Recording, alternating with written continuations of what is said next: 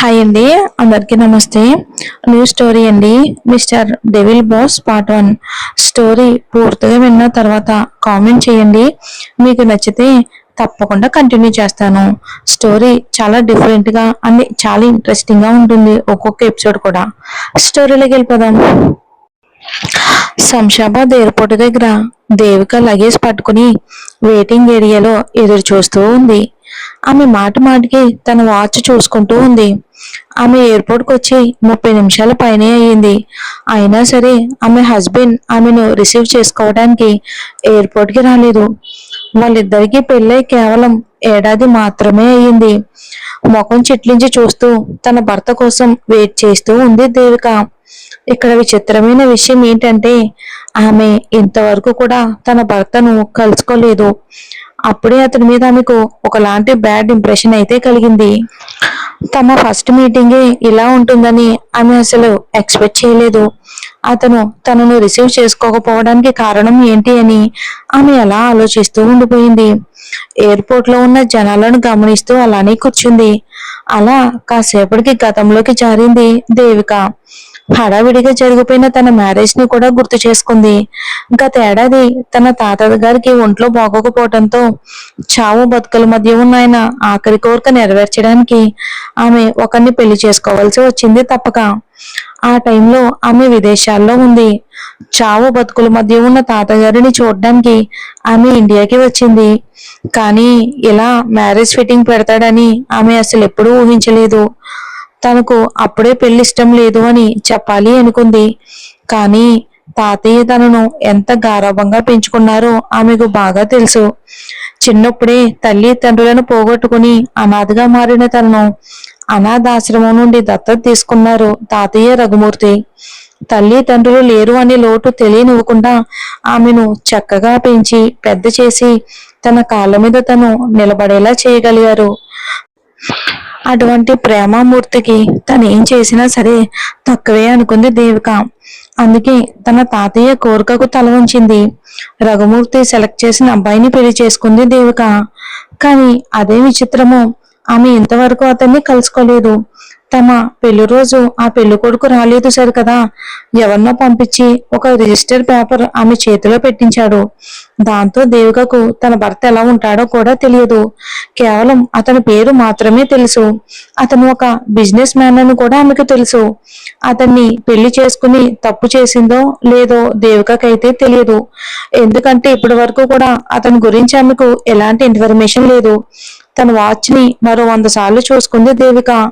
ఇలా ఎదురు చూపులతోనే సమయం గడిచిపోతూ ఉంది. చిరాగ్గా నిట్టూరుస్తూ భారంగా అటు ఇటు చూసి ఇక చివరికి తన తాతయ్యకు ఫోన్ చేయాలి అని డిసైడ్ అయ్యింది. కానీ అంతలోనే చెవులు పేలిపోయే శబ్దం చేస్తూ ఒక సిల్వర్ కలర్ BMW కార్ వచ్చి ఆమె ముందు ఆగింది. డ్రైవర్ సీట్ లో ఉన్న ఒక వ్యక్తి కార్ విండో తెరిచి ఆమె వైపుకే చూశాడు. అతన్ని చూసిన వెంటనే దేవిక ఒక్క అడుగు వెనక్కి వేసింది. నువ్వు ఇక్కడేం చేస్తున్నావు అని సీరియస్ గా ప్రశ్నించింది దేవిక. ఆ డ్రైవర్ సీట్ లో ఉన్న వ్యక్తి మరెవరో కాదు, ఆమె బావ వాసు. అలా అడక్కే బాబు, నా చిట్టు మనసు తట్టుకోలేదు. నిన్ను చూసి చాలా రోజులయ్యింది. నువ్వు అమెరికా నుండి రిటర్న్ అయ్యావు అని తెలిసిన వెంటనే ఇక నిన్ను చూడకుండా ఆగలేకపోయాను. అందుకే రెక్కలు కట్టుకుని సారీ BMW కారు వేసుకుని నీ ముందు ఆలిపోయాను అని ఓవర్ యాక్షన్ చేస్తూ చెప్పాడు వాసు. అతన్ని చూసి దేవిక ఏమాత్రం ఆశ్చర్యపోలేదు. అతను ఎలాంటి వాడో ఆమెకు బాగా తెలుసు. అందుకే అతన్ని మాయ మాటల్లో ఆమె అయితే పడలేదు. అతన్ని చూసి మొహం తిప్పుకుని నిలబడింది. బాగా అలసిపోయినట్టున్నావు కదా బేబీ, ఇంటికి వచ్చావంటే నీకు మంచి ట్రీట్ ఇస్తాను. కారు దిగి ఆమెకు దగ్గరగా వస్తూ అన్నాడు వాసు. ఆ తర్వాత ఆమెను కౌగులించుకోవడానికని ట్రై చేశాడు. ఏయ్, నాకు దూరంగా ఉండు, నేను నీతో రావడం కుదరదు అని సీరియస్ గా చెప్పింది దేవిక. ఎందుకు? నీ మొగుడు వస్తాడు అనుకుంటున్నావా? ఇంకా అతని కోసం ఎదురు చూస్తూ ఉన్నావా అని వెటకారంగా అడిగాడు వాసు. దేవిక అతనికి ఎలాంటి సమాధానం చెప్పలేదు. అసలు అతని మాటలు వినబడినట్టు ఎటో చూస్తూ నిలబడింది. నువ్వు వాడి కోసం వెయిట్ చేసి ప్రయోజనమే లేదు. అసలు మీ పెళ్ళైన తర్వాత ఒక్కసారైనా అతను నిన్ను కాంటాక్ట్ అవ్వడానికి ట్రై చేశాడా? అలాంటి వాడి గురించి లేనిపోని ఆశలు పెట్టుకోకు అని వంకరగా నవ్వుతూ అన్నాడు వాసు. నిజమే, అతను చెప్పింది నిజమే కావటంతో దేవికకి ఏం చెప్పాలో కూడా అర్థం కాలేదు వాసుకి. చూడు డార్లింగ్, ఒకవేళ వాడికి నీ మీద ఇంట్రెస్ట్ ఉంటే నాకంటే ముందే నిన్ను పికప్ చేసుకోవడానికి వచ్చేవాడు. అసలు నువ్వు బ్రతికి ఉన్నావో లేదో కూడా పట్టించుకోకుండా ఉన్న మనిషిని నువ్వు కోరుకుంటున్నావా? అంతేలే, నా అలాంటి సరదా అబ్బాయిలంటే మీ అమ్మాయిలకి బాగా అలుసు. అలాంటి పొగరపోతులే నీలాంటి వాళ్ళకి ఇష్టం అని పెడసరిగా చెప్పాడు వాసు దేవికతో. వర్ధన్ వస్తాడని తాతయ్య చెప్పాడు. నేను తాతయ్య కోసం ఇక్కడ ఉన్నాను అని సీరియస్ గా చెప్పింది దేవిక. తన తాతయ్యకి ఇచ్చిన మాటకు వర్ధన్ కట్టుబడి ఉంటాడు అని దేవిక భావించిందన్నమాట. ఆమె మాటలకు వాసు మాత్రం గట్టి గట్టిగా నవ్వుతున్నాడు. సరిపోయింది, ఆ ముసలోడు చెప్పడం నువ్వు నమ్మడం. సరే, నీకు నీ మొగుడు వస్తాడు అని అంత నమ్మకం ఉంటే ఈ ఎండలో నిలబడ్డం ఎందుకు? నీ అందమైన ముఖం కందిపోతే నేను తట్టుకోలేనమ్మా. దా దా వచ్చి నా కారులో కూర్చో అని కార్ డోరు తెరిచాడు వాసు. వీరిద్దరూ ఇలా మాట్లాడుకుంటూ ఉండగానే అంతలో అక్కడికి ఒక పొడవాటి వ్యక్తి వచ్చాడు. అతని పేరు సూర్య. అతను ఫోన్లో ఎవరితోనో మాట్లాడుతూ ఉన్నాడు. నేను ఎయిర్పోర్ట్ కి చేరుకున్నాను, ఇక నువ్వు నీ మెడిసిన్స్ వేసుకో అని అతను ఫోన్లో ఎవరికో చెప్తూ ఉన్నాడు. అవతల నుండి ఒక ముసలావిడ స్వరం వినిపించింది. అది కాదురా, నువ్వు అసలే హడావిడి మనిషివి, చూసి రమ్మంటే కాల్చొస్తావు. నేను చెప్పేది శ్రద్ధగా విను. ఈ రోజు తను రెడ్ కలర్ డ్రెస్ వేసుకుంది. దానికి నాలాగే పొడవాటి ఉంగరాల జుట్టు, దాని చేతిలో నల్లటి సూట్ కేసు ఉంటుంది అని తను ఇంకా ఏదో చెప్పబోతూ ఉంది ఆ పెద్దావిడ. అబ్బా సరేలే నాన్నమ్మ, నాకు తను కనిపించిందిలే, నువ్వేం టెన్షన్ పడకు అని తనకి కొన్ని మీటర్ల దూరంలో ఉన్న అమ్మాయిని చూస్తూ అన్నాడు సూర్య. నానమ్మ చెప్పినట్టుగాని ఒక అమ్మాయి రెడ్ కలర్ డ్రెస్ వేసుకుని బ్లాక్ కలర్ సూట్ కేసు పట్టుకుని నిలబడింది. ఆమెకు పొడవాటి ఉంగరాల జుట్టు ఉంది. ఆమె మరెవరో కాదు, దేవిక. సూర్య ఆమెను చూసే టైంకి ఆమె వాసుతో పాటు అతని లగ్జరీ కారులో కూర్చుంది. అతను ఆమెను బలవంతం చేయటంతో ఆమెకి ఇక మరో ఆప్షన్ అయితే లేదు. పైగా తన భర్త కోసం ఎదురు చూసి చూసి ఆమెకు కూడా విసుగు పుట్టింది. అయితే దీన్ని సూర్య అపార్థం చేసుకున్నాడు. నానమ్మ, నేను నీతో తర్వాత మాట్లాడతాను అని చెప్పి కాల్ కట్ చేశాడు సూర్య. తన ఎదురుగా ఉన్న దేవికను వాసుని చూడగాని అతని మొహంలో రంగులు మారిపోయాయి. వాళ్ళిద్దరినీ అతను కోపంగా చూస్తూ తన కారులో కూర్చున్నాడు. తన కళ్ళ ముందు నుండి వాసు దేవిక వెళ్ళిపోతూ ఉంటే కోపంతో పళ్ళు నూరాడు సూర్య. నిజానికి ఆ టైంలో కారులో ఉన్న దేవికను అతను క్లియర్ గా చూడలేదు, కానీ అది దేవిక అనే విషయం అతనికైతే బాగా తెలుసు. నానమ్మ చెప్పిన అన్ని పోలికలు ఆమెలో ఉన్నాయి. వాసు వాటర్ బాటిల్ ఇస్తూ ఉంటే ఆమె ఆనందంగా తీసుకుని తాగడం కూడా అతను చూశాడు. లోపల అతనికి చాలా కోపంగా ఉంది. కడుపు మండిపోతూ ఉన్నప్పటికీ తన కోపాన్ని కంట్రోల్ చేసుకుంటూ కార్ స్టార్ట్ చేశాడు. అంతలో అతనికి ఒక ఆలోచన వచ్చింది. అయినా ఇందులో ఆశ్చర్యపోవడానికి ఏముంది? మా పెళ్ళయ్యాక ఒక్కసారి కూడా నేను తనని మీట్ అవ్వలేదు.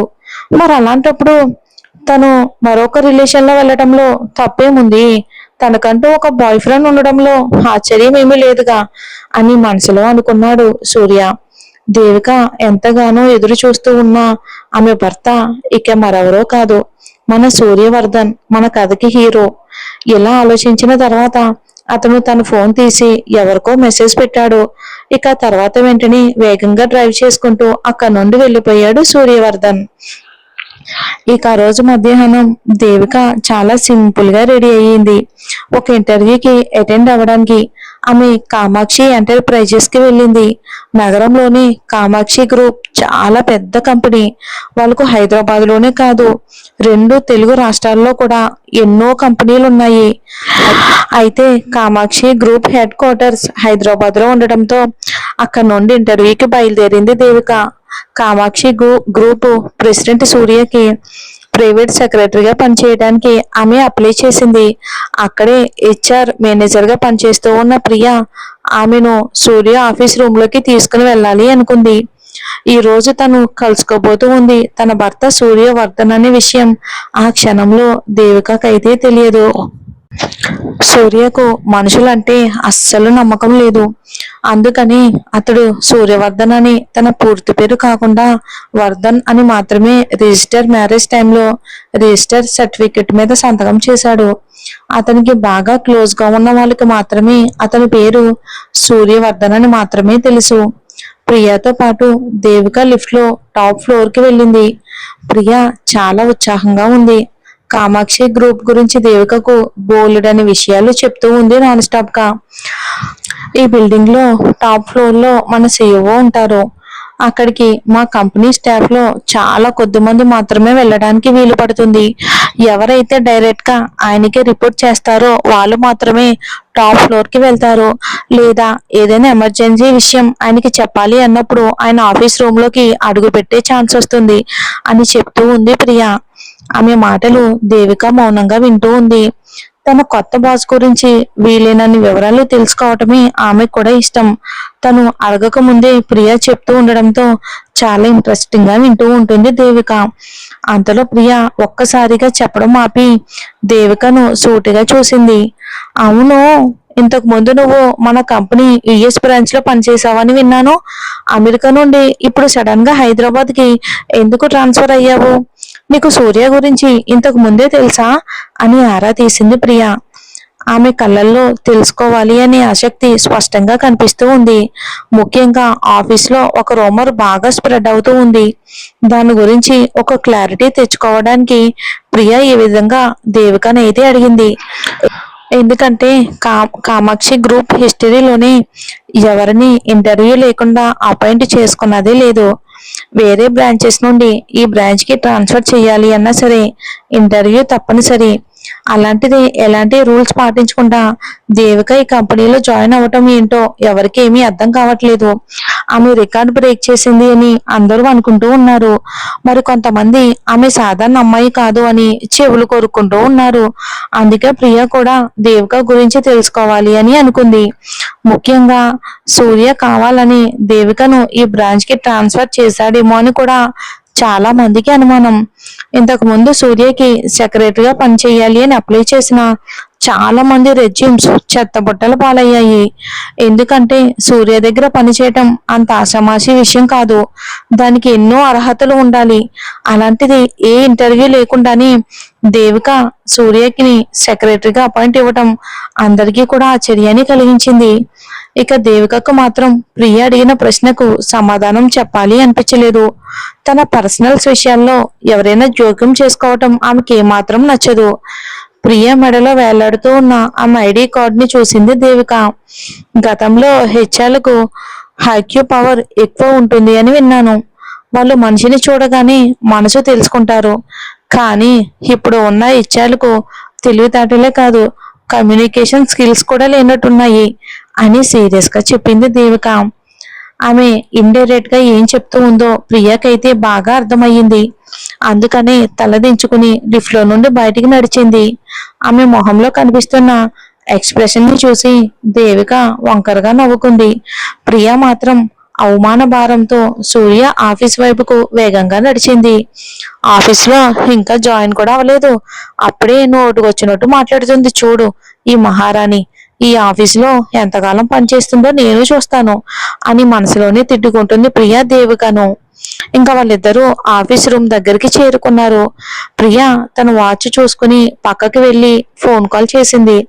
ఆ తర్వాత దేవికను చూస్తూ, సార్ ఇంకా రాలేదు, మనం ఇక్కడే కాసేపు ఎదురు చూస్తూ ఉండాలి అని చెప్పింది ప్రియా.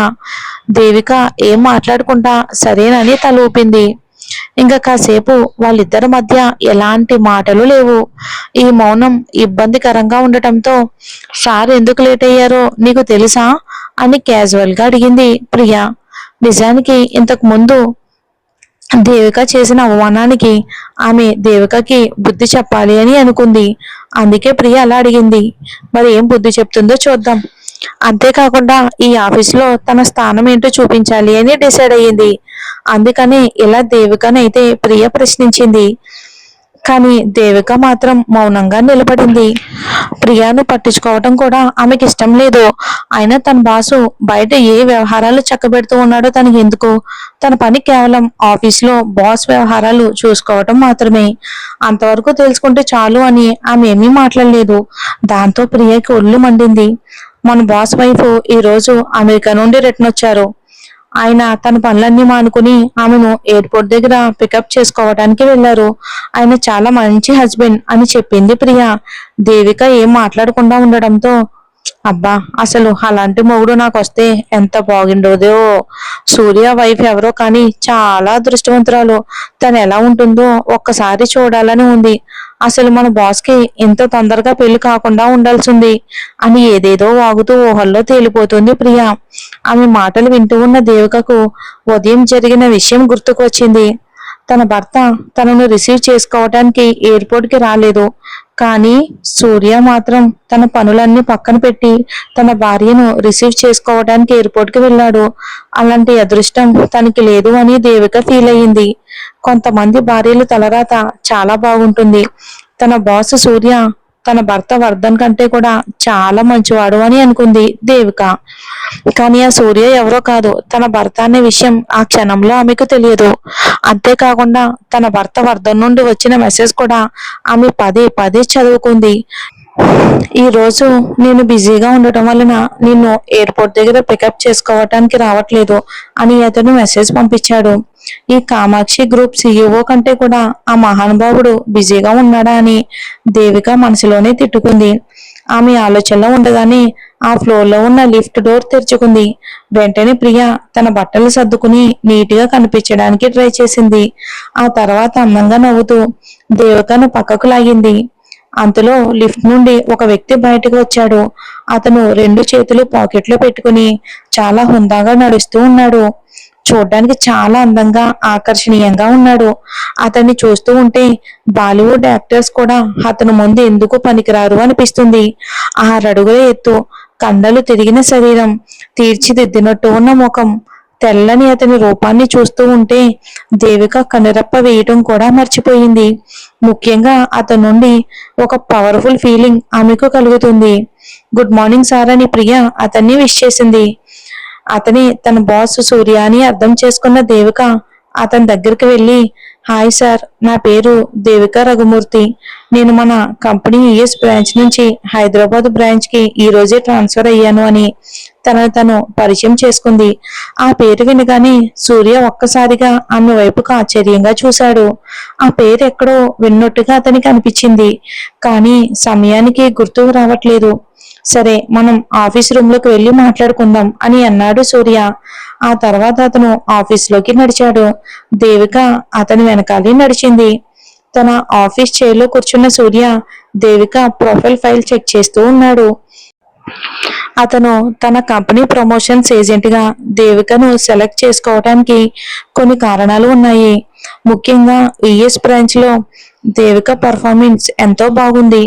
ఎన్నో క్లిష్టతర పరిస్థితుల నుండి కూడా కంపెనీని కొన్నిసార్లు బయటపడేసింది దేవిక. కంపెనీకి నష్టాలు కలగకుండా ఆమె చాకచక్యంగా ప్రవర్తించిన తీరు సూర్యకి బాగా నచ్చింది. ఆమె ప్రొఫైల్ చెక్ చేస్తూ చివరి పేజీ చూసిన సూర్య ఆశ్చర్యపోయాడు. ఏంటి, నీకు డిజైన్ కూడా తెలుసా అని ఆ గదిలో ఉన్న నిశ్శబ్దాన్ని ఛేదిస్తూ అడిగాడు. ఎలా అతను అడుగుతాడని ఊహించని దేవిక షాక్ అయ్యింది. కానీ అంతలోనే సర్దుకుని, ఏదో కొద్దిగా తెలుసు సార్ అని వినయంగా చెప్పింది. ఆమె ప్రొఫైల్ ఫైల్ మీద నుండి సూర్య చూపు ఆమె మీద పడింది. నువ్వు మా కంపెనీ ప్రమోషన్ చేయడానికి వచ్చావు, నీకు డిజైన్ తో పని ఏంటి? నీకు డిజైన్స్ ఈ రెజ్యూమ్ లో పెట్టడానికి కారణం ఏంటి అని సీరియస్ గానే అడిగాడు. ఆమె నెక్స్ట్ ఇదే అడుగుతాడు అని దేవిక ముందే ఊహించింది. కామాక్షి గ్రూపు ఇప్పుడు బట్టల వ్యాపారంలో కూడా అడుగు పెట్టాలి అని చూస్తూ ఉంది. నేను ఈ కంపెనీకి ప్రమోషన్ రిప్రజెంటేటివ్ గా ఈ పని చేస్తున్నాను. మీ బ్రాండ్ ఇమేజ్ కాపాడడం కూడా నా డ్యూటీ. అందుకే కొన్ని డిజైన్స్ వేసి ఈ ఫైల్స్ లో పెట్టాను. వాటిని కంపెనీ కోసం ఉపయోగించుకోవచ్చు అని కాన్ఫిడెంట్ గా చెప్పింది దేవిక. ఆమె చెప్పింది కూడా కరెక్టే అన్నట్టు సూర్య ఫీల్ అయ్యాడు. ఆ తర్వాత అతను ఆ ఫైల్ క్లోజ్ చేసి ప్రియాని చూస్తూ, తన్ని తన క్యాబిన్ కి పంపించు. తనకు ఒక టాస్క్ ఇవ్వాల్సిన బాధ్యత కూడా నీదే అని ఆర్డర్ వేశాడు. అది వినగానే ప్రియ చాలా ఆశ్చర్యపోయింది. అతను ఇంకేదో చెప్తాడేమోనని ప్రియ అనుకుంది, కానీ ఇలా పొడి పొడిగా మాట్లాడి పంపిస్తాడని ఏమాత్రం ఆమె ఊహించలేదు. ఒకేసారని సూర్యతో చెప్పి ఆ క్యాబిన్లో నుండి బయటికి నడిచింది. దేవిక కూడా రిలాక్స్ గా ఊపిరి పీల్చుకుంది. అప్పటికే ఆమెకు ఏదో తెలియని టెన్షన్ తో చెమటలు పట్టిస్తూ ఉన్నాయి. సూర్య దగ్గర పనిచేయటం అంత సులభమైన విషయం కాదు అని ఆమెకు బాగా అనిపిస్తూ ఉంది. ఇక మీదటి కంపెనీలో తన లైఫ్ ఎలా ఉంటుందోనని ఆ క్షణం ఆమెకు ఏదో తెలియని టెన్షన్ అయితే కలిగింది. మరి ఎలా ఉందండి స్టోరీ? మీకు నచ్చితే కంటిన్యూ చేస్తా. Thanks for watching.